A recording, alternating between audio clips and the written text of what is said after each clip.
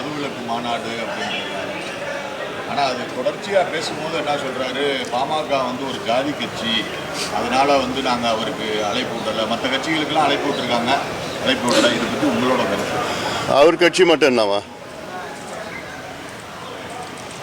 பாட்டாளி மக்கள் கட்சி சமூக நீதிக்காக தொடங்கப்பட்ட ஒரு கட்சி.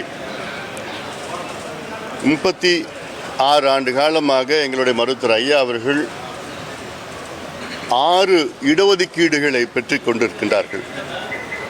அந்த இடஒதுக்கீட்டில் இந்திய அளவிலே தாழ்த்தப்பட்ட, அதாவது பட்டியலின மக்களுக்கு இடஒதுக்கீட்டை பெற்றிருக்கின்றார் எங்களுடைய மருத்துவர் ஐயா அவர்கள்.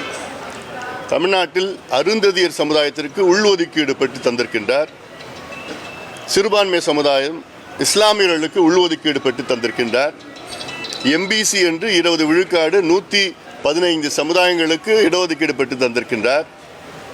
மத்தியிலே ஆட்சியில் இருக்கின்ற நேரத்திலே இதர பிற்படுத்தப்பட்ட மக்கள் ஓபிசி அவர்களுக்கு இந்திய அளவில் 27 விழுக்காடு கல்வி நிலையங்களில் பெற்றுக் கொண்டிருக்கின்றார்.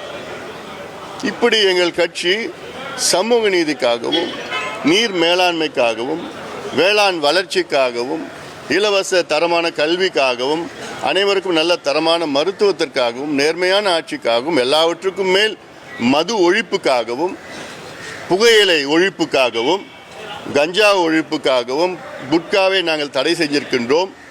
இப்படியெல்லாம் எத்தனையோ சாதனைகள் செய்த கட்சியை தொடர்ந்து திருமாவளவன் அவர்கள் இழிவுபடுத்தி கொண்டிருக்கின்றார். அது தவிர்க்க வேண்டும்.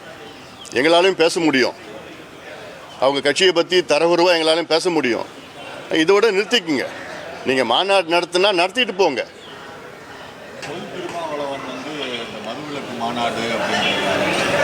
ஆனால் அது தொடர்ச்சியாக பேசும்போது என்ன சொல்கிறாரு, பாமக வந்து ஒரு ஜாதி கட்சி, அதனால் வந்து நாங்கள் அவருக்கு அழைப்பு விடலை, மற்ற கட்சிகளுக்கெல்லாம் அழைப்பு விட்டுருக்காங்க, அழைப்பு விடலை. இதை பற்றி உங்களோட கருத்து?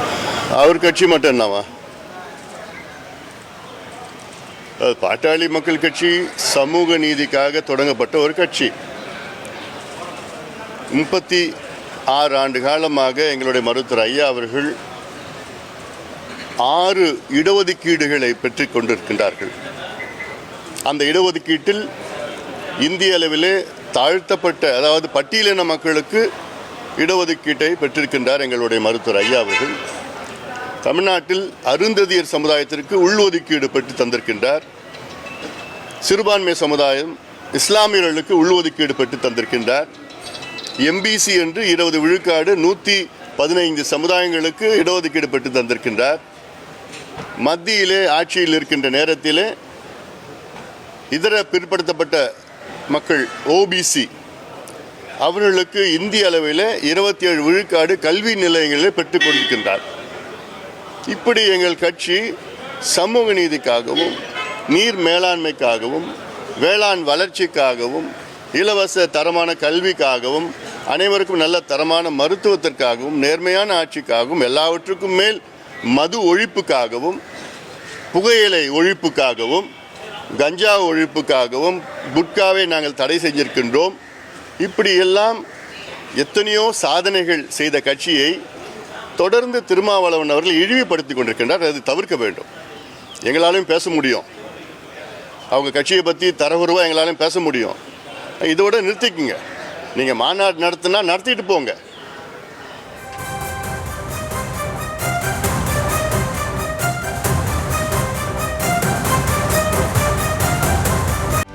செய்திகளை உடனுக்குடனும் துல்லியமாகவும் தெரிந்து கொள்ள சப்ஸ்கிரைப் பண்ணுங்க.